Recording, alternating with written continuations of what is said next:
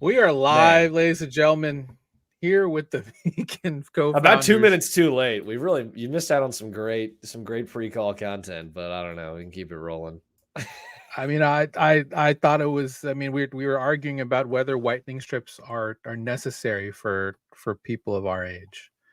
Well, and really, I guess it started because I have been taking caffeine pills instead of drinking coffee for like the last few days.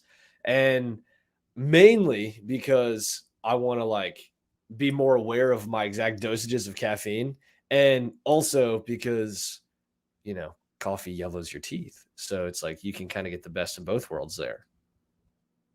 The counter argument Tell is them how you mitigate not having yellow teeth. Well, you use a straw when you drink coffee. Okay. This is not a crazy thing. I'm not a weirdo for drinking coffee with a straw. It's not like a plastic straw in hot coffee. That would be crazy, right? I'm not trying to get those carcinogens in me. But, you know, they make metal straws and straws of other heat-resistant materials that you can drink coffee with. So that it doesn't get then it just stains like the inside of your back molars. Which, who cares if those are coffee colored? Well, Andrew, you had so much to say. You were talking sweet before we went live. Now you're just all amicable. You know, brother, I just wanted to let you talk. I just wanted to let you talk and see what came out. I should feature him so he can talk about why drinking coffee through a straw and not yellowing your teeth is good for your aging. I'm not saying it's perfect, so that's why I'm trying to not drink coffee and instead take the caffeine pills for a little while. And now I feel so exposed up here all by myself. This is too much. To be fair, I would drink iced coffee through a straw. That's normal, right? Yeah, that's normal. Yeah, I would think so. And so hot coffee, you're more likely to melt the straw. For me, you're not using a plastic straw. You're not using a plastic straw. You can use a metal straw. There's other materials as well. What if you had a porcelain straw? That'd be kind of crazy. It seems like too many extra straps. One of the things I said that our audience, you know, for better or for worse, missed out on before was, I mean, I am a case of probably, you know, the teeth yellowing from coffee. I'm a coffee drinker. I have a little bit of yellowed teeth, and I've been thinking about whitening my teeth. But I am sure in most cases, if I cared about my health as much as Jangle does when I was in my 20s, I'd be in a lot better shape. So I'm not throwing stones. I will say that the caffeine pills, that is at least a little bit of a negative connotation for me, because when I was using caffeine pills, it was because I was in college. I was working 2 jobs, like third shift and first shift. And I was like, I need a pill to take while I'm in bed to jolt myself out and back to work. So the trucker no-dose pills, not really, not great. But you know, if you're just taking the proper dosage and just want to be able to measure it better, and that's just your particular brand of, you know, well, yeah, sure. Well, how much caffeine's in a cup of coffee? Could be 50, could be 110. Like, who knows, right? So I break them up. You know, it's like 200 milligrams a pill, and then you can just break them into fourths, and then boom, you got these little 50 milligram, give or take 5. Are you sure that the caffeine is equally distributed throughout the pill? I'm not, but you know, that's a requirement. Is it 55s? It's a 45s. You know, it's okay. For as long as I'm medication, probably, yeah. As long as I'm ballpark, and then you know, if you stop the caffeine consumption before noon, doesn't hurt your sleep too bad. So boom. Okay. Anyway, I don't know. Do we have you know, originally I was going, you know, I was going to cold open with tips, you know, cool tech tips, and my tech tip for today is using a lint roller to clean up your desk area. For anyone who is a crypto keyboard warrior, that's my tip, because I have a gigantic desk mat that I use. That because I do like to game, but don't use your hands to pick up things. Use a lint roller, because the oils in your hands will destroy everything and make everything gross. Do you have a good method for getting Cheeto dust off of your lint roller after that? No, you can just tear off the sheet because it's disposable. Yeah. Cool. Sorry. Random thoughts. No, that's but perfect. you know it's not a random thought. Because he is not a random thought. Because we're not here to clickbait. The title of this was talking about this gentleman right here. I had no idea that he'd actually been arrested multiple times in his life. Because I've seen one with 4 different mugshots for this person. Can you really say you're surprised though? Was this from his most recent escapade, or was this Yes. the old? This was. I feel like I saw this mugshot like a week ago, and then his maybe so. just happened more. I don't know. It could be that this was the more recent thing. So for those who care, this is Ben Armstrong, also known as BitBoy. He's an overpriced YouTube shiller who lost a lot of things meaning near and dear to him, specifically a Lamborghini, to his business partner. So he actually went over and intimidated him by trying to steal back the car with both his current lover, I guess, and a loaded firearm in the backseat of his car. I don't think it probably would have been that big of a deal if he hadn't live streamed the whole thing. So the first thing I thought was, this is peak bottom signal, right? It has to be. This is down bad material right here. This is down bad material. Stuff BitBoy right here. Has been arrested for trying to steal back his Lamborghini with a firearm. That is hilarious. Dude, this is not a drama channel. Like, we're trying to cover the tech here, but we could not just let this one slide by. That's crazy. That's hilarious, right? I mean, if it would have been even better if he would just kept holding up 4, as he was on, if he was on screen. That would have been just would have been perfect. But I just want to say, obviously, this is, let's be honest, this is peak Americanism here, right? I don't know, dude. Dude is unwell. He was like, I watched just the highlights of the stream. I wasn't there with the toxicology report, but dude was probably coked out of his mind. He was definitely on some uppers. He was, and like the addiction to attention, to like live streaming, the cops like telling him to put his phone down, and him like wanting to hang on to it and like just barely dropping it and leaving the camera tilted up to point at him. Like, that's unreal. Yeah. So this MFer is not real. Anyway. I do not get that reference at all. You what? All right, never mind. If somebody gets that reference, all right. Gabe, I just wanted to ask you, as someone who's not in the US, what is the thought process like when you see something like this? It reminds me of that South Park episode. Oh God. There's so many come to mind. Yeah, so many come to mind. I'm not 100% sure if I can quote it on air here. Yeah, probably not. But is this like just general silliness that people take seriously? I mean, obviously, I think for a lot of people, the first thing they said was like, this man needs help. I mean, I have seen so many of them from like base chads, like, get this man some help immediately. Yeah, I mean, we shouldn't joke about psychological issues or drug use issues.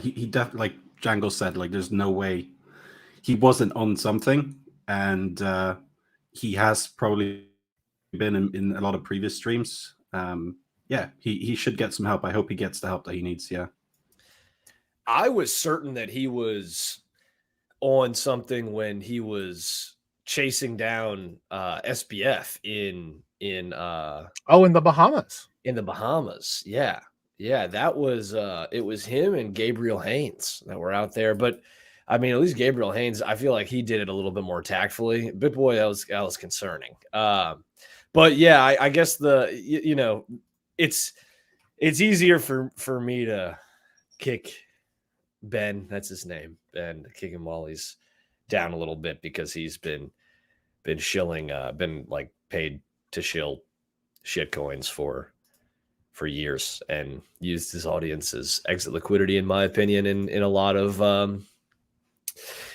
different shit coins. So it's easier to kick him while he's down a little bit. But yeah, hopefully he figures his life out. Have you seen some of the reaction to this on crypto Twitter and whatnot? Like somebody had a proposal in a DAO to actually use funds to buy him another Lambo. And it was not even close how the yes votes were going. I mean, people are like 50-50, more than 50-50, trying to help this man get his Lambo back. And it's just like, in a way, is this like peak performance artistry? Obviously, yes, clearly he needs some mental health. But if this is all calculated, I mean, man, what a play on... I'm not even going to quote Maslow's pyramid of needs, but still, this is just craziness. Yeah, at the base of the Maslow's, whatever. It's Lamborghini right at the bottom. Right. I've never driven a Lamborghini. Has anybody here driven a Lamborghini? What is, like, I was gonna say there's no way that all this is worth a Lamborghini, but I'm sure there's a lot more to it than just. I walked up to one on Sunday. I will say that, but I mean, I guess the question is, obviously crypto gets a bad rap. Does something like this continue that narrative? I mean, honestly, we don't need to talk about this anymore, but I don't know. I obviously, the only reason I'm talking about this is because we put it in the tag. So yeah, no, it's wild.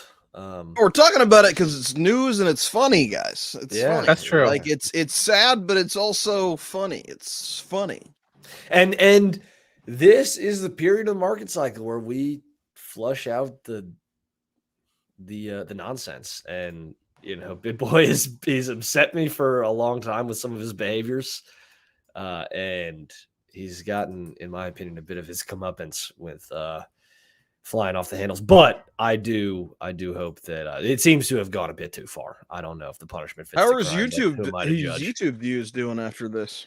I'm sure that, we're talking about him. I've seen him around on other, non-crypto podcasts or, content creators. So he, this is, again, he like thrives off attention. So it's what he's hoping for. He's suckling at the teat of relevancy for at least another news cycle. And we'll see how he fares over the coming weeks and months. Yeah. I mean, of course, his cousin Brian in a much better space than Ben Armstrong. Yeah. Brian Armstrong's doing great. Yeah, doing a great job leading Coinbase. Yeah, but his close relative, his Brian Armstrong, maybe not so close relative. Wait, are you guys joking here? You guys are joking, right? No, of course they're not related. I don't know. Are they related? I mean, they could be. Could be. Zach XBT, go find out. Are Ben Armstrong and Brian Armstrong related? Could this be a circus to bring more people to? Oh my God! Dude, it's like yin and yang. Oh, yin and yang. Ben and Brian, USDC and Coinbase, kind of like the most legitimate part of the industry and the least legitimate part of the industry. They cover the entire spectrum. So to put a pin in it, he was arrested. The charge was prowling and loitering, by the way, using both the live stream and the gentleman's video doorbell footage to I guess because he tried to ding dong ditch him, which is beyond me. But it's something my 9-year-old does. That sounds like some legal defense. Your Honor, I was not walking up to his house to brandish a firearm and forcibly steal my Lamborghini back. I was just ding dong ditching. It's a prank, bro. It's a prank. He needs to lighten up. It's like the rest of me with the firearm. That was just me with my lady just going out, just loving the world. Woo woo. Oh anyway. Yeah, that's the twist, is that he was recently I'm ashamed that I know this, but he was recently had an affair, or it came to light that he was having an affair. And his mistress was with him, and it kind of came out on the live stream that she was there. So yeah, no, it's rough. It's rough all around, but what you gonna do? Sorry, BitBoy. Is there really anything more American than hopping in your four-door sedan with your mistress in the trunk. I think it was a truck. Hopping in your truck, that's even better, with your mistress in the trunk, firearm in the back seat, and going back to recover your personal property. Your Lamborghini. Yeah, your Lamborghini. Your God-given right. I think it would have been even better if he was driving a Tesla Cybertruck. Ooh, yeah, but he got doorbell rugged. He was good till the video doorbell came out. I don't know. He was live streaming the whole time. No, I know. Got all the evidence they need. I imagine my BitBoy vigilante in a 70s F-150, you know, with like the single seat, you know. Why am I getting Ricky windows rolled down, hair in the wind. Yeah, you're probably right, Chris. Six shooter on his side, 6-shooter on his hip. My BitBoy. Lever action gun mounted right behind him. There we go. Just ready for anything. I will end with this. I am calling, obviously to make this a true American tale, Ben Armstrong is going to be the next. He's going to be the next Golden Bachelor. I can see it now. We can't devolve to this. We can't. You're right. Because the next part, I'll be honest, it's a little sad. We've been talking about it. We've been talking about it for months. Our mastermind has clearly done well by this Arbitrum airdrop. And 2 days ago was your last chance. Oh, it's over. We even had a webinar on this. I mean, more than 93 million ARB token. No, 69 million ARB tokens did not get claimed. So that's all going back into the coffers of Arbitrum. And this is we even had a webinar specifically for this. We had videos. We had multiple people who came and told us they got $3,700 in free ARB tokens. So what easily probably is kind of jump started that narrative again for airdrops. Feel free to now wish to now live with regret. I know. Yeah. If you did not claim your ARB tokens. Hey, dude, we tried. We did. Me and my Yao Ming meme face. We tried. We tried everything. That just do not understand that joke at all, but we did try. Oh my gosh. I mean, I'm familiar with Yao Ming. I don't know he's making faces though. But yeah, go check that out. Okay, I'll Google it. Get me on a list. Was this the largest airdrop in crypto? No, there's some bigger ones. The largest airdrop? It was probably one of the biggest. Yeah, no, I think this is the biggest airdrop. In terms of value of the airdrop when it landed. I mean, maybe the Uniswap, like if you pick the top of the value of Uni, could maybe eclipse it. Because Uniswap, I think, like dropped kind of before tons, like right in the beginning-ish of the bull market. And so Uni ran really hard during the bull market. And so, obviously Arbitrum kind of did the airdrop in a bear market and then right before winter. So, but I think at the time of the airdrop that, and I haven't run the exact numbers on this, but my intuition says what would compare, maybe Uniswap, maybe ENS. I think Arbitrum was the largest at time of airdrop. Yeah. There's going to be some bigger wins, obviously. But, yeah, Nick, just to answer your questions there, the unclaimed tokens are going to the Arbitrum Treasury as per a governance vote.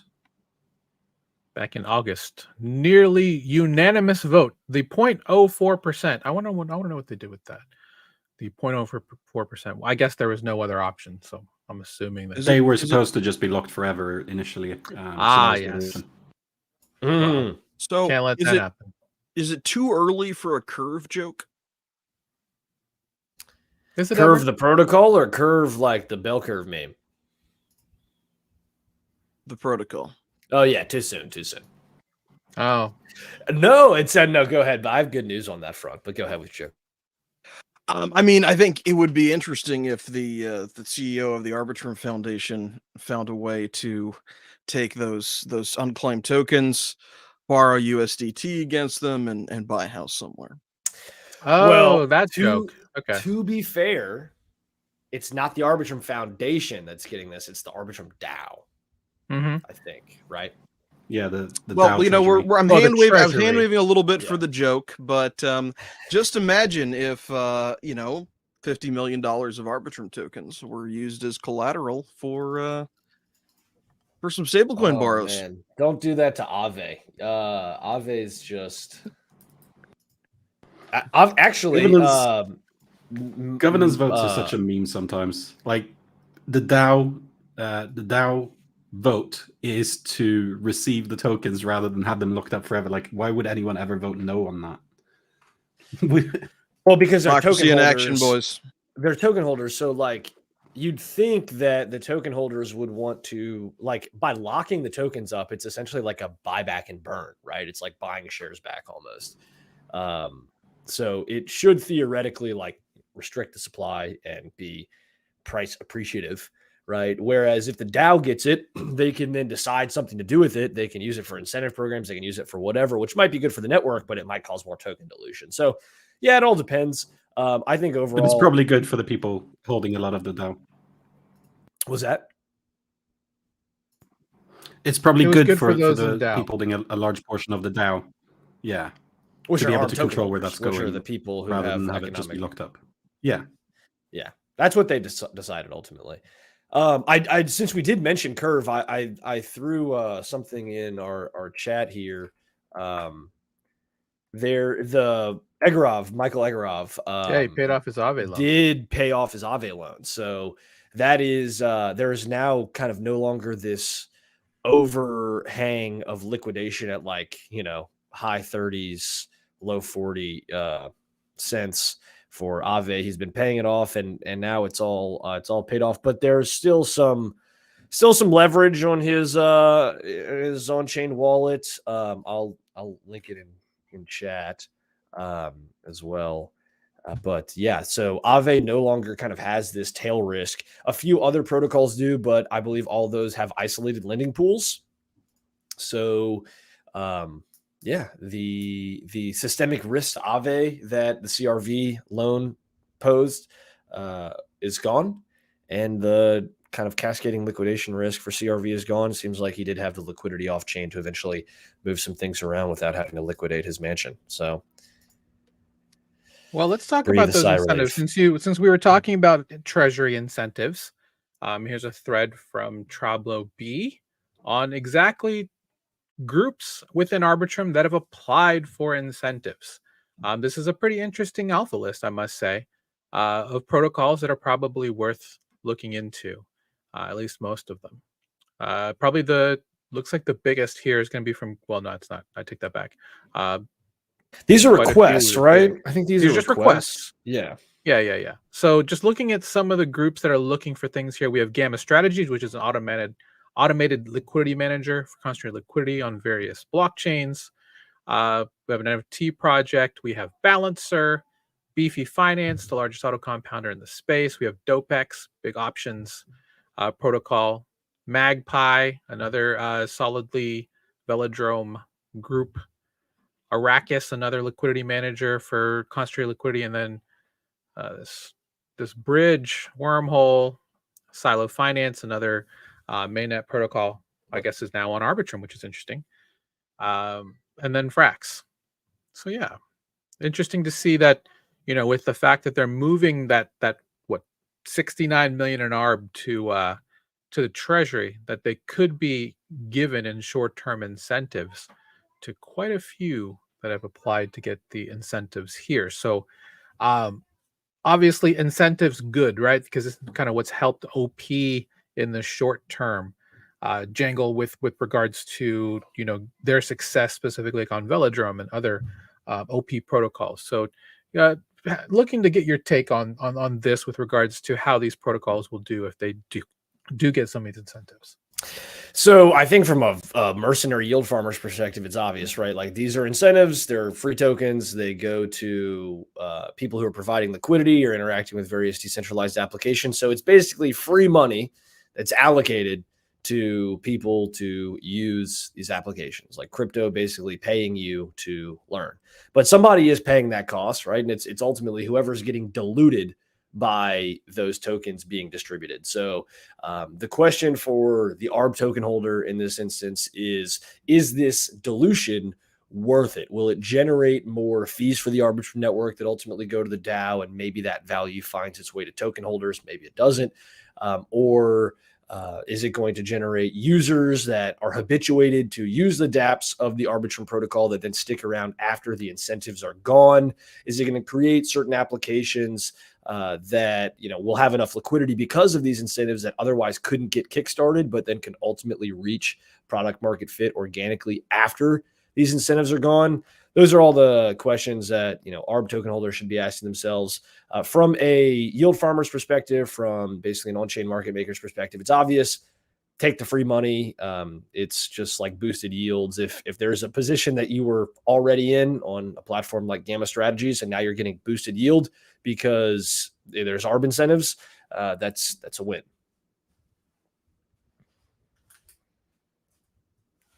Thank you, sir. I agree. Moving on to other incentives. I know we've repeated, this is probably the fourth time we've talked about this in the last 2 years of doing this show. Arbitrum Odyssey is back. How many times have I said this? Starting. What the heck? I know, right? Why do they keep faking us out? I could have sworn they did this 3 months ago, but they stopped it again. In any case, apparently it's on. And if you go to the Odyssey page on portal.arbitrum.io, week 1 is, and again, the whole point of the Odyssey is to introduce new users to the space. Again, if you missed out on the Arbitrum Airdrop, this could be your chance to, specifically go in and learn more about the protocols that are anchoring Arbitrum. In this case, GMX, darling of DeFi. Week 1. So what you do is you go and you can learn more about GMX, how it works, how you profit off trader P&L, and learn just more about the platform and why so many people are holding into it. Feel free to check that out. And then obviously you can claim an NFT badge. Is there a reward for having all the badges at the end? Maybe. Could you get another ARB airdrop? Maybe. But these are things that airdrop farmers, or just people who are supportive of these types of NFT or campaign-based marketing scenarios, just love to do. I know tons of people who have dozens of these POAP or proof of attendance protocol type NFTs, in their wallet, because they're essentially being marketing for a lot of these protocols. Are you guys planning on doing this? Andrew, Gabe, Jangle? Probably with at least a couple wallets. Seems like it could be fun. Again.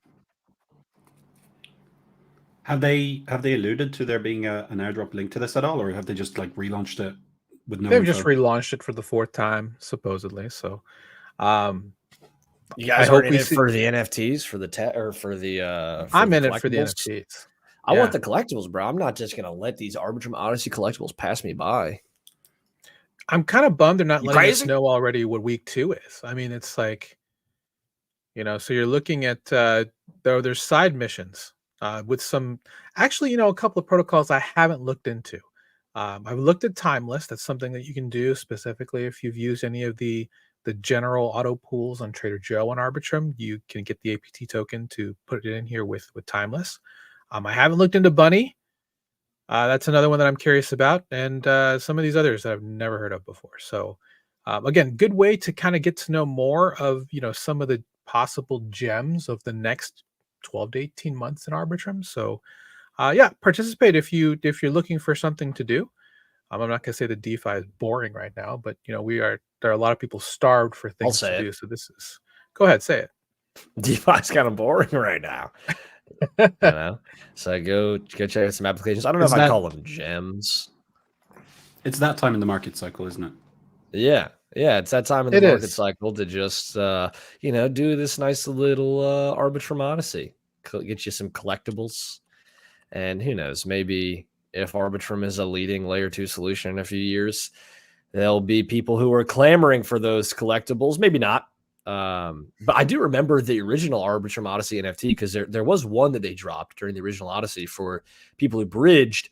And those were actually selling for a little while when people were speculating that that the Arbitrum airdrop was maybe linked to the Arbitrum Odyssey, which didn't end up being exactly how the criteria they determined the airdrop. But certainly if you participated in Arbitrum Odyssey, then you kind of like de facto completed some of the other requirements. So I don't think they're going to do another airdrop, but if you've got some time to go play around with the Arbitrum ecosystem and explore, it's probably a good way to do it and get some collectibles. Yeah, I'm curious to see where this goes. Speaking of collectibles, that kind of is a great segue into our next topic. Who has a Pudgy Penguin? I have an offshoot Pudgy Penguin. A little Pudgy? I'll disclose that. I have a Polygon Pudgy, so it looks just like him. But it's not. It's like Polygon. It's just but it's not IP of the Pudgy Penguins. No, technically not. If you want exposure to Pudgy Penguins, buy a rod or something. Like buy a little Pudgy or a rod. Because those are like actual derivative projects from the original IP. Well, this was 2 years ago when I got my Pudgy, so Well, you can't say it like that. You can't say when I got my Pudgy because it's not. It is a Pudgy. It's just not the Pudgy.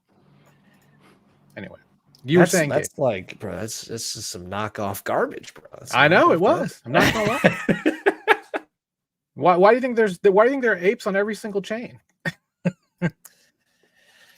Yeah, I don't mean to come out here and defend the apes, but there's not apes on every single chain.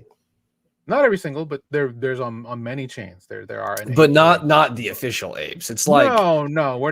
Obviously Yuga's not claiming all of these. Yeah, like I can't go clobber together some chanclas and call them Yeezys or whatever the kids are wearing these days and be like, yeah, I've got some they're Yeezys derivative, I mean, you could. They're Yeezy adjacent. They're Yeezy adjacent. Yeah, they look just like them. It's like, bro, that's not the same thing.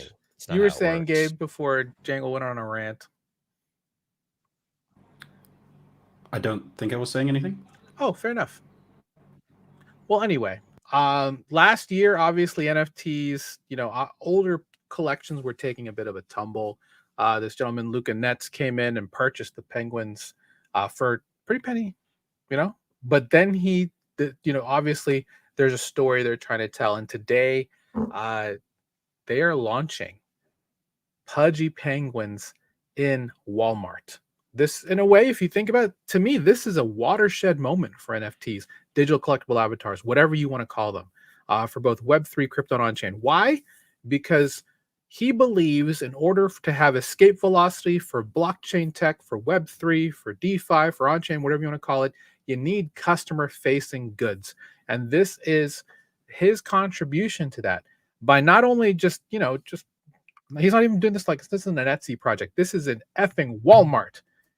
Brick and mortar across the entire, I guess the country right now, but it's eventually the world. And the interesting part about these is that they're actually going to, I don't think I have the right one here. Oh, there it is. You can actually unlock NFT traits. And the interesting part is that they're actually coming from big NFT project brands like DGods, like MeBits, like, Wassiverse. Obviously Utes, which is also part of the DGods brand. This is very smart marketing to get people to be very interested in this. Obviously, Reddit did their thing to get everybody to get 4.3 million wallets onto Polygon last year. This is pretty big news. This doesn't legitimize NFTs. Obviously, you get a cute toy. Your kids know about what a Pudgy Penguin is. You get these loot boxes with special traits. There's going to be some more things. Obviously, they're going to be needed to get more people on the blockchain to take advantage of this. But, what do you guys think in terms of activities for what we call normies and civilians to bring them into this space? Andrew. These are just plushies, right? Why would it bring anyone into NFT space? It's more about the advertising and the marketing. I mean, it's, when you get stuff like BitBoy, and then you get this, and I think this, I'm in agony. I'm in agony. Yeah, I'm in a bit of pain here at the moment as well. Yeah. Let's go. I want to hear it. Okay. All right. I've said it before, but every day we stray further from Satoshi. And listen, I'm not saying that this is bad, right? Like, okay, you've got a brand that started on chain that is now selling plushies in Walmart. Like, I have no problems with that on a philosophical or moral or any sort of level, right? But like, I don't care. Really, I mean, some people care, like people who like this brand. Like, there are people who like whatever brands for whatever reason. Like, if you're super into, I don't know, like Supreme or whatever, and then they make some like merch and you buy it, and they maybe have an NFT and you buy it, and they have a toy and you buy it, like that's cool. But like, that is like not personally why I'm in the industry. I do like the idea of brands engaging directly with their fans and being able to monetize their fan base and engage with their fan base without having intermediaries and without having to go through, I don't know, Ticketmaster or Spotify or whatever, than just being able to, engage directly peer-to-peer with their audience and give unique experiences. And like, that's cool, right? And I do believe in the promise of the technology for that. But like, I wouldn't say, and I mean, good for Pudgy Penguins for getting this from a business development standpoint. I'm just personally like, it's not something I'm super stoked about. And it's not like the reason why I'm in this industry personally, but like, I'm not a big brand and kind of guy. Go ahead, Gabe. I know you had thoughts as well. Yeah, I'm kind of in the same camp with Django. I just don't like. Sure, I mean, it's fine to do this as a brand and launching a plushie. There's nothing wrong with that. I just don't see the real utility in it, and I don't necessarily know it's going to help the crypto landscape and crypto in general. This isn't the end I see for crypto. I don't think this is like the final utility that's really going to bring it to the masses. It's just but it will keep Pudgies. It probably will make them money, right? Not the Pudgy Penguin holders, but like the NFT project itself. So that's like another thing. It's, if you own a Pudgy, it's not like it's not like you have any fiduciary obligation from the organization that's selling these plushies to like kick back profits to the Pudgies themselves. Like, this is not a security, right? To the best of my knowledge, not a lawyer. This is not like, there's no fiduciary responsibility. So like, from a financial standpoint, from a, it's not interesting to me, but from a brand building standpoint, maybe it is kind of interesting to have a brand that's native on chain and then to have them in a big box store. But obviously, like, for me, from an intellectual and like brand building standpoint, like Mr. Beast launching his Feastables in Walmart is like more interesting to me intellectually. And like, that doesn't have any blockchain component. Like, there's no reason why there needs to be an NFT backend for people to buy penguin plushies in Walmart. Like, people have been buying penguin plushies in Walmart for a long time. And now that it just happens to be a brand that started off on chain, like, that's cool. But it's not like a game changer at all, in my opinion. Like, it's just a brand selling plushies in Walmart, and that brand happens to be a brand that started off on chain. Andrew, if llamas make it to Walmart, are you buying one? Yes. There we go. Simple enough.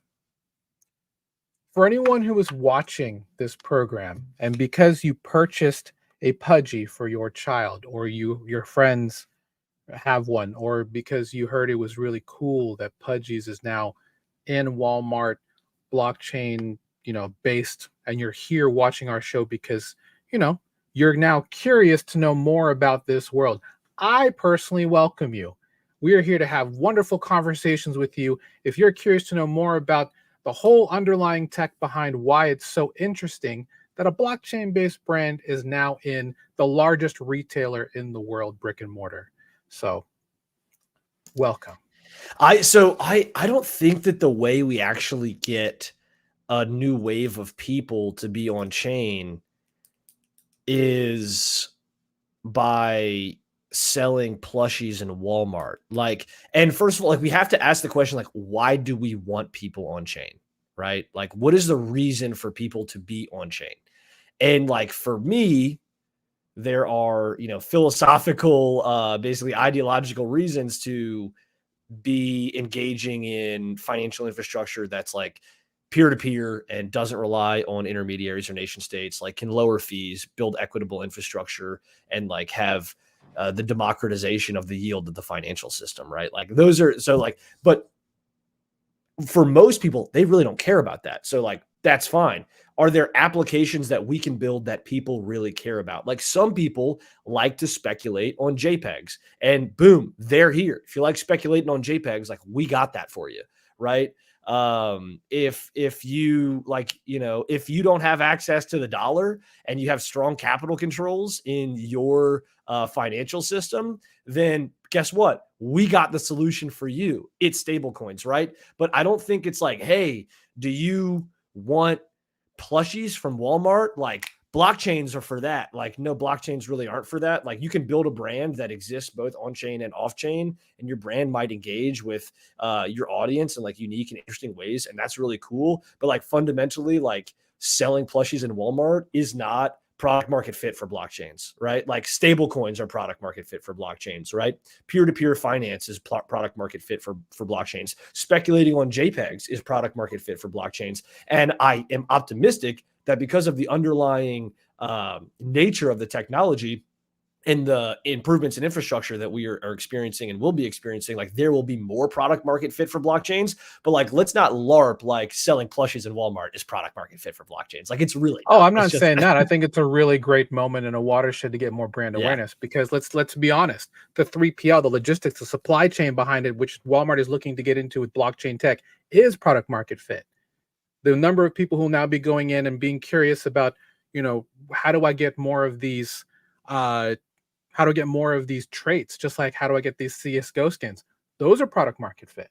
So, you know, to quote Aaron here, is this the first step to normie adoption? Maybe. Starting them young, 7 years. I don't think anyone 7 years old is going to buy this plushie other than the fact, oh, that's really cute. They might. They might because it's cute. Yeah. Yeah. But at the same time, are they going to know the true origins behind it? No. But I can tell you, obviously, it's been, what, 10 years since Mojang sold to Microsoft with Minecraft? I mean, the amount of steps that have happened with Microsoft in 10 years, Minecraft, not Microsoft, in 10 years has been, you know, nothing short of extraordinary with regards to brand awareness. And I think, obviously, not today, not 3 years, maybe 10 years down the road, we can look back to this moment and say, you know, stuff like these types of projects, and something I didn't put in the agenda that was also kind of interesting is, you know, more projects looking to use, you know, decentralized blockchains for infrastructure. Interesting.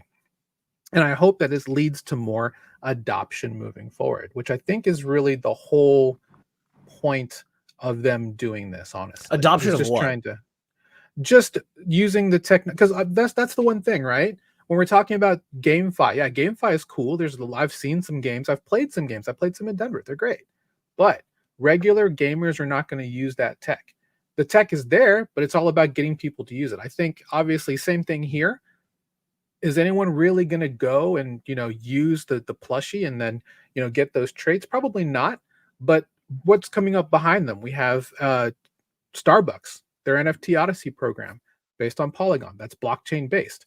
You're going to have all of these new things. And one thing we haven't talked about, we'll probably talk about in a couple of weeks, is the rise of non-custodial wallets and how a lot of this blockchain tech is probably going to start weaving in to where you're going to have all of these KYC non-custodial wallets being the backbone for a lot of things that you will do from a vanity perspective.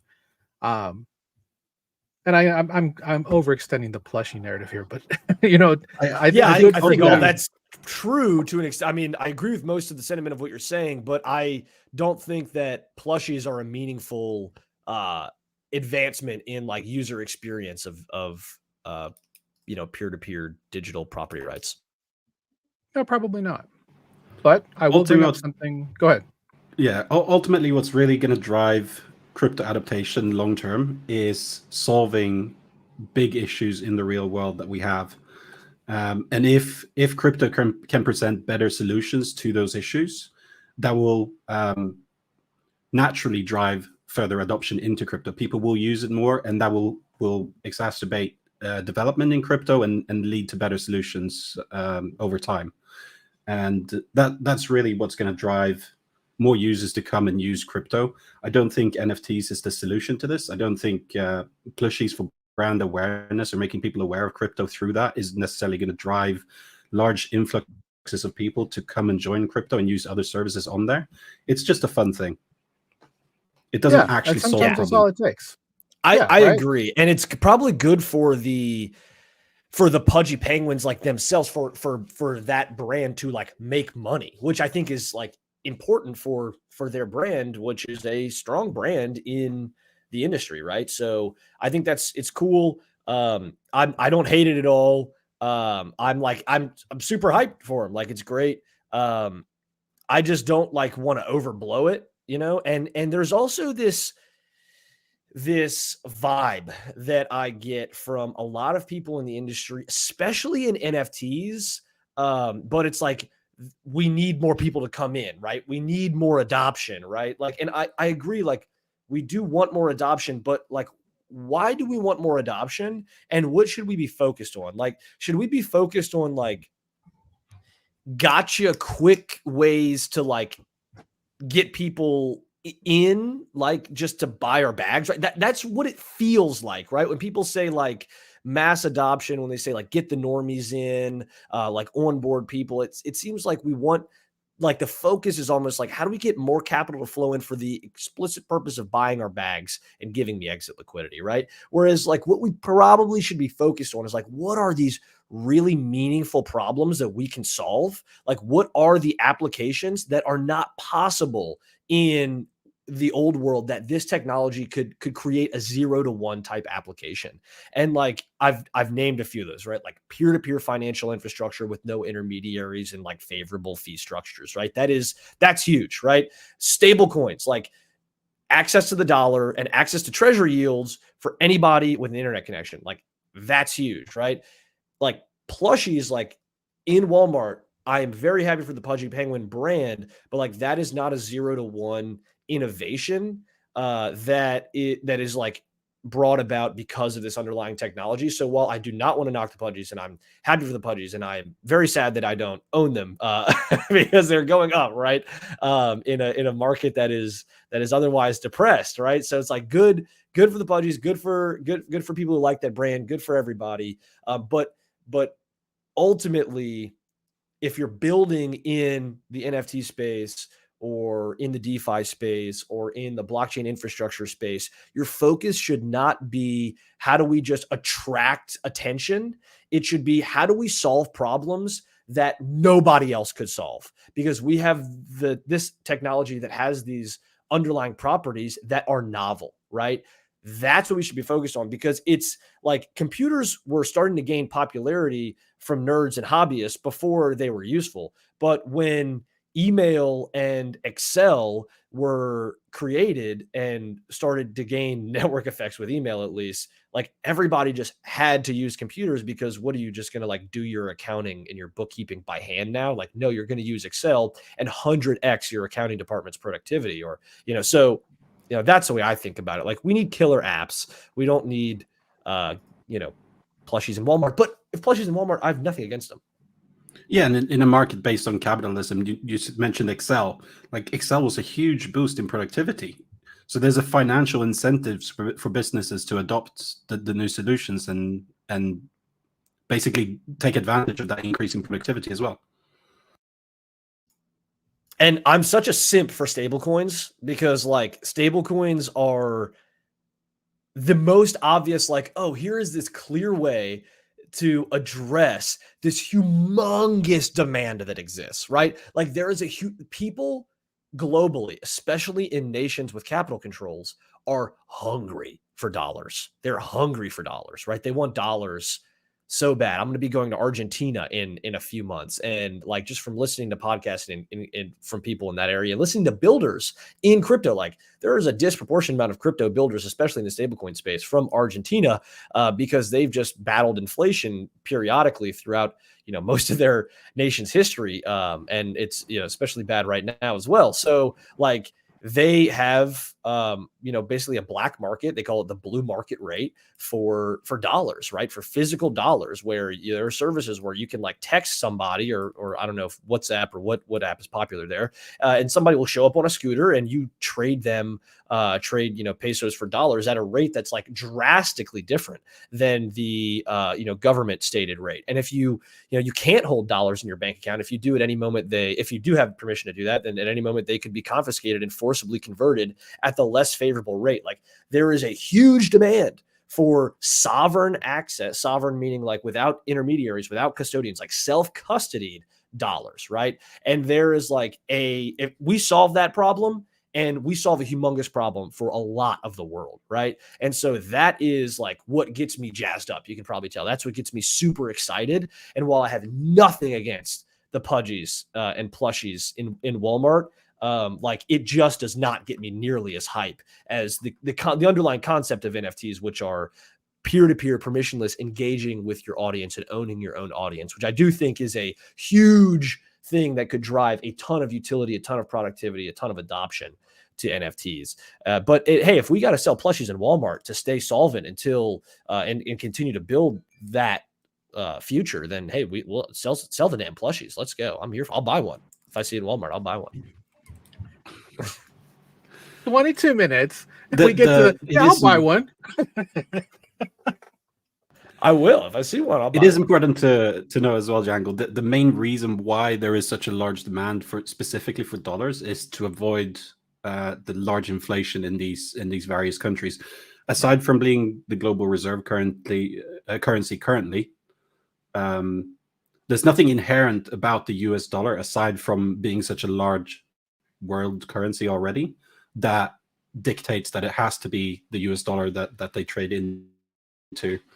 It's just a much better option than the Argentinian pesos. It's just a shelling point, right? Like, yeah, we've spent everybody in this call, probably most people watching this, have spent like an inordinate amount of time thinking about, what is money? And fiat is debased by the central banks. And like we talk about all this stuff, like everybody knows it. Like there was a press conference from I think it was the president, or maybe it was like the head of the central bank of some politician or something from Argentina, where he brought out a gun. He had a 9mm handgun and put it on the table and said he was serious about cracking down on these greedy businessmen who are driving up inflation, right? So like, yes, it doesn't have to be the dollar. The point I'm trying to make there is that most people's understanding of money and debasement is like so off.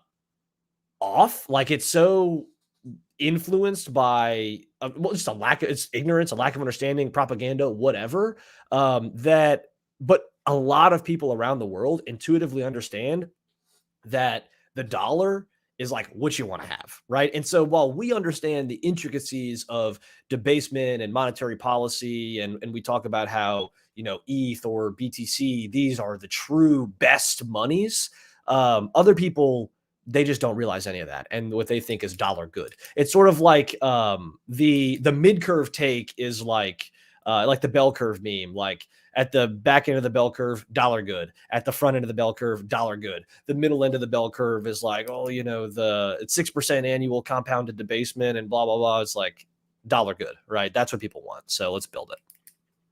All right, take a water break. So it's a great segue into the last topic we'll talk about today.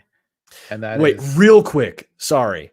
What's better than the dollar? Real quick, 10 seconds. What's even better than the dollar is there's 17 people in the stream, 7 likes. If we can get that at parity, right now we have severe debasement in our like to view ratio. And so our subscriber ratio as well. We need that. We need those sound likes. So sorry, go ahead. Thank you. No, that was real. That was very good. I should have done that at the beginning. So if you like Pudgies, if you like penguins, like this. I will say as an aside, one of the first rugs I ever had was a a farm on Polygon called Pingu Finance, which was supposed to, the money from the raise was supposed to go to help penguins across the world. Stupid rug. They didn't help any penguins? No, they didn't help. They didn't help any penguins. They just stole their money. Terrible. I can't believe it. I know. That would never how could you happen not? in crypto. How could you not? It was a beautiful goose fork, had beautiful pictures of penguins. Even the pools had different penguin faces. Unfortunate. Pudgy Penguins, I'm pulling for you. Anyway. Were the devs doxxed? No. Anon devs raising money for penguins? It was Polygon in 2021, Jangle. Of course they were not doxxed. Those were the days, man. Speaking of what you can do at Walmart, Moneygram. We were talking about dollar good, people on scooters. This is, in my opinion, also big news. Moneygram ended their partnership with Ripple and now have a new one with Stellar group we met in Denver. Really nice group, actually. You need to get them on a call here with us sometime soon. Essentially, what they've done here is they're creating a new crypto wallet, non-custodial KYC'd, to send payments anywhere MoneyGram is accepted using USDC. Ironically, the fundamental goal of Stellar Lumens when they first came out was to do something like this using XLM, which is Stellar Lumens' coin, to help the unbanked, to help those that can't get money remitted from one place to another. Obviously, Litecoin, and there are a couple others that do this as well. But this was specifically something that Stellar wanted to push. Or at least that's what they told me when I got free Stellar Lumens at Coinbase when I signed up for an account and got free money, many moons ago. One's in the chat if you also have XLM in your bag because you did the free quiz. But regardless, I think I do. I know I do. I was looking at it yesterday. This is also, like you said, being dollar good. USDC, in many cases, just as good as dollar good. And when we talked about Circle's movements last week with the stablecoin talk that we had last week, I know we sat there and was like, oh, well, why is it on Stellar? Now you know why. So while there's not a whole lot of DeFi services on Stellar yet, this is good news specifically for, money remitters. Obviously, plenty of places you can send USDC online through CEXs, through off-rampers, through on-rampers. Even, if you wanted to call digital wallets like PayPal, there are ways to get quote-unquote USDC. But this is native USDC, and you can obviously redeem that one-to-one at Circle. I think this is, like I mentioned, previously, I could definitely see a world where there are tons of compatible non-custodial wallets that can remit both USDC and also help me, get money to go buy CSGO skins or Pudgy Penguin traits from DGods. Like I really want a Nouns pair of glasses for my penguin. Stuff like that. There's knockoff penguin. Hey, still a penguin. He's not a Pudgy Penguin. He's definitely a penguin.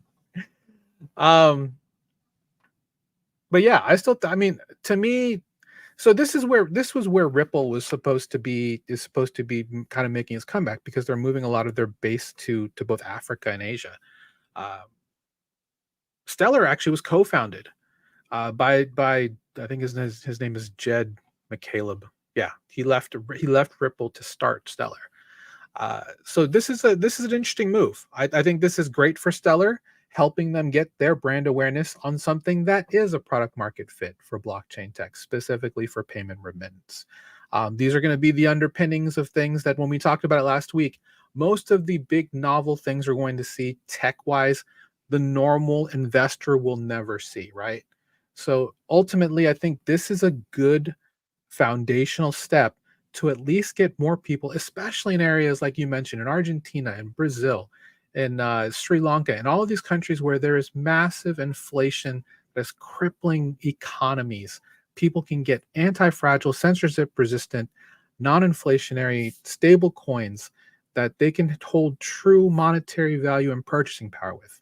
And I really hope that we see more of this type of activity coming to light to help with crypto adoption, because it's not all about stealing back your Lambo, with your side chick in the back of your car with a gun. It's about shit like this. I want to be able to send, money back to my family with USDC that I know that they can, easily, transact them at whatever the Moneygram office is for actual dollars that they'll need to, to take care of what they need to. So thoughts? Yeah, just wanted to say if it's USDC or if it's pegged to the US dollar, then it is inflationary. But yeah, I mean, this is an identified real world issues, right? There are places in the world where you don't have access to borrow money just based on where you live. And yeah, I mean, this is trying to solve a real world issue. There are other solutions to this issue already. But yeah, I think it's a good step in the right direction. As long as the fees aren't atrocious and we see adoption into this protocol, then yeah, I'd say they're doing a good thing.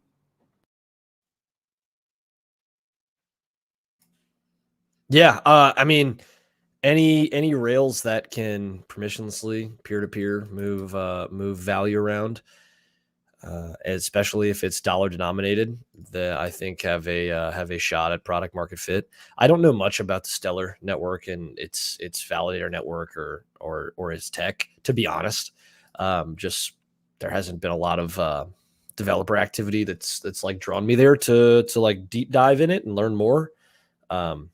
I tend to be more biased towards the Ethereum modular stack, and then and over the last year or two, a little bit more intellectually interested in Cosmos and Solana as well. But yeah, hey, they're in the arena. Any thoughts, Andrew, before we wrap up? Might go buy a penguin. Excellent. Just kidding. I hate going to Walmart. Oh, I thought you meant you can buy a penguin on chain. They're probably a little bit more pricey. Could you imagine if they sold the penguins in Walmart for like 10 grand or whatever, 8 grand, whatever the Pudgies are going for these days? It's like, yeah, you can have this penguin, but it's gonna cost you. So that would be good for a news cycle. Yeah, that's bull market. Oh yeah, especially if it was like Solana Pay or something like that. If they launch, here's an idea. I know that we had somebody in the NFT space in the chat earlier. Here's a banging idea, right? A derivative project that isn't distributed on chain, right? But it is, maybe you airdrop it to existing holders in some form or fashion. But the way you get the NFT if you're not an existing holder is you buy the physical good. You buy the physical good. There's like a QR code or some tag, some magical technology that allows you to scan it, get it minted on a wallet, but you sell the merchandise at like, whatever multiple of its value, like you do with the JPEGs, right? Like you buy a $10,000 penguin plushie and then you get a Pudgy Penguin on chain as well. Why? Well, that was the whole idea with like that. I mean, wasn't that supposed to be the promise of the metaverse, right? You buy a physical good, then you get the digital good in some sort of virtual metaverse, on chain where you can do stuff with it. I could definitely see people, paying $300 for a pair of digital Jordans where you get a nice, Jordan that you wear on your feet, but you also have a Nike ID version that's out there in the metaverse that you can then spend more money to have some sort of closet or something where you have the rest of your Jordans, sitting out there.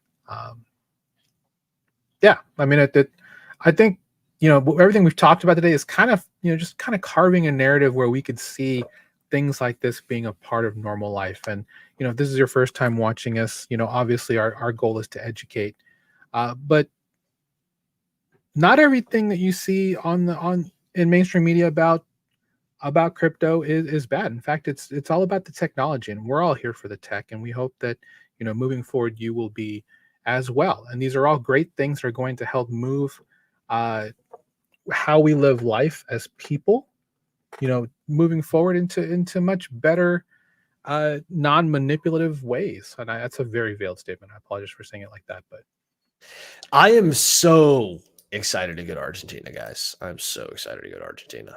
I want to see this. I want to see you record this this scooter transaction, this P2P Dude, scooter verification. That would be scooter good. And validators. then the scooter guy gets there. I'm like, have you heard of NFTs? Look at these penguins. Are you a decentralized scooter? Are you a validator in the scooter network? Yeah. But the thing is, we can't have things like Anchor Protocol and UST happening. So that was bad. That was bad, guys. We as an industry kind of took it on the chin with that one. But the other Anchor, ANKR, is good. Yeah, I mean, I don't know, to be honest. I haven't looked enough into it, but they're the staking infrastructure. RPCs. Yeah, I'm sure they're great. Yeah, they're great. No idea though. No idea, to be honest. Well, not much of an idea. Do we want to talk about the DEX TVL versus lending AMM TVL? I know we're at time, but we're over time. I just don't want to leave, guys. I'm just having so much fun. I mean, is there something about this that, I mean, obviously it is interesting. This is from DeFi Llama that show that, the TVL indexes continue to decline while lending TVL is on an upward trend. I mean, that's not crazy news.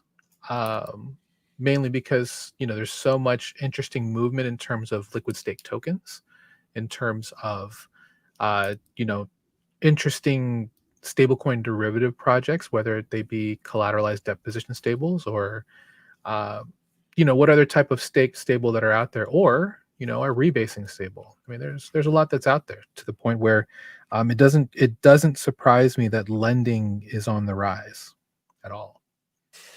Yeah, but what's crazy? Despite lending being, I'm sorry, I'm typing in my my MetaMask password so I can look at the rates on Ave. Despite lending being fairly resilient, at least in terms of TVL, there's not like a free market rate arbitrage happening for borrowing stables. Like right now, I can go onto Ave on Ethereum and I can borrow USDC at 3.5%, and same with Tether, 3.5%, and I can get a little over 5% as an American who has access to treasury yields very easily. I can get over 5% on treasury yields. So like you'd think that would get arbed out, right? You'd think because you can deposit wrap staked ETH and you can be making 3.5%, 4% on your capturing the staking yield, and then you pay 3.5% on the borrow of the stable coins, and then you arbitrage the 1.5%. I guess it's maybe just not worth the exposure. I'm trying to think of what the rational free market participant would think. Maybe there's a little bit of risk in the Ave smart contracts, which in my eyes is very minimal, but I'm an on-chain native, so maybe other people don't view it as such. You can also borrow WBTC at below 1%. And where the hell is all this WBTC coming from that's just sitting on Ave gaining nothing, 0.08%? Like there is $250 million on Ave on Ave V3 on Ethereum only, right? That is that's sitting there to earn next to nothing.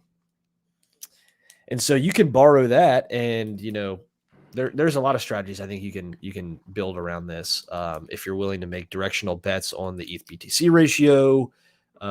If you're willing to just maybe manage your liquidation risk and borrow stable coins to arb the treasury yield versus Ave borrow rate difference.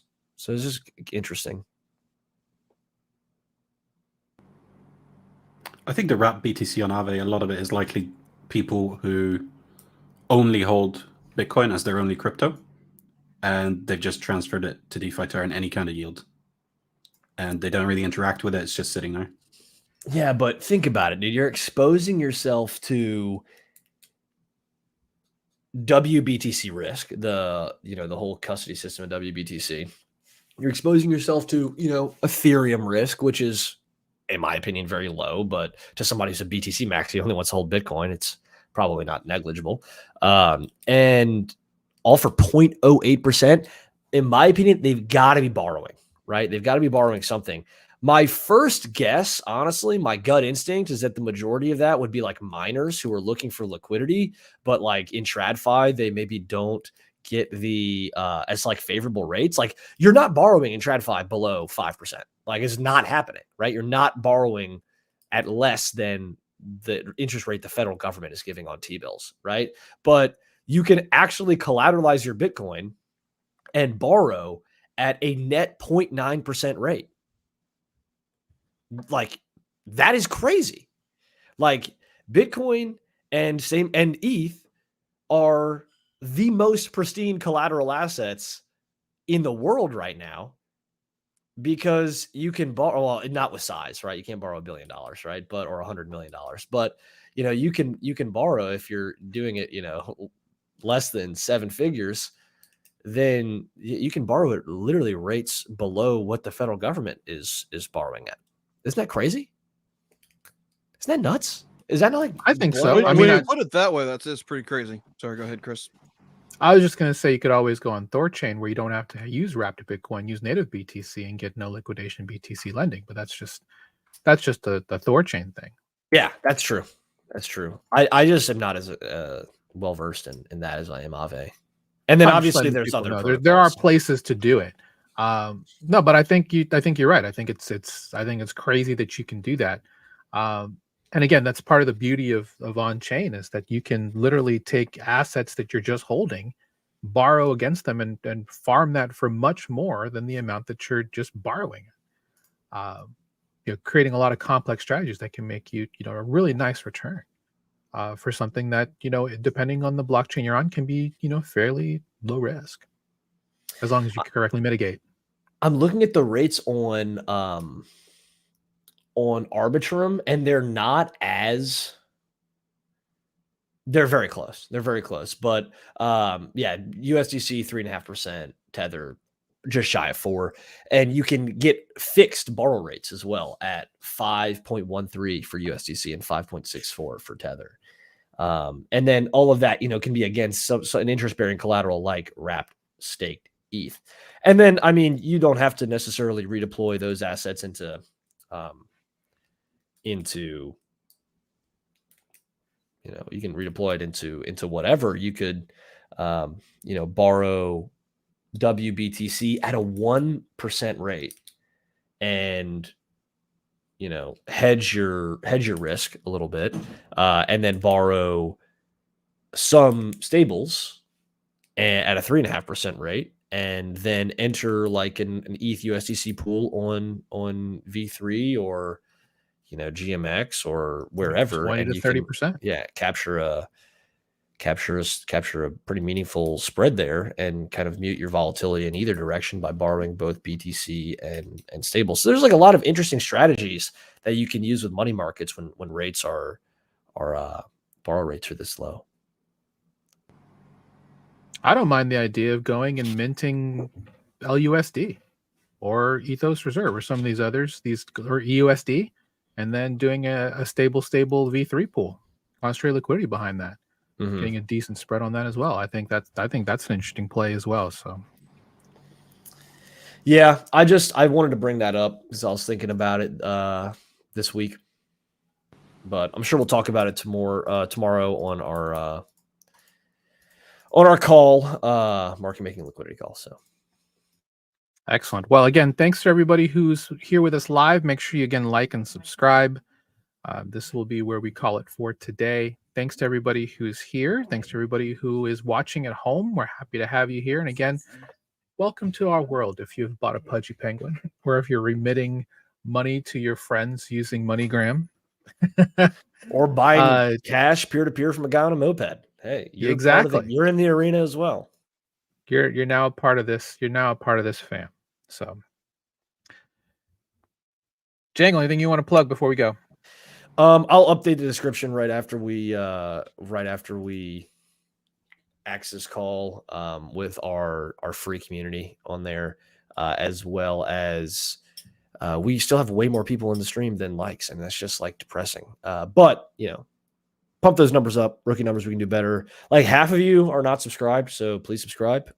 It's good for everybody. And hey, stay safe out there. Stay warm in this crypto winter. It's darkest before the dawn. We're gonna make it. We're all Wag gonna me. make it. Wag me. Good to see you guys. 07. Have a great Wednesday.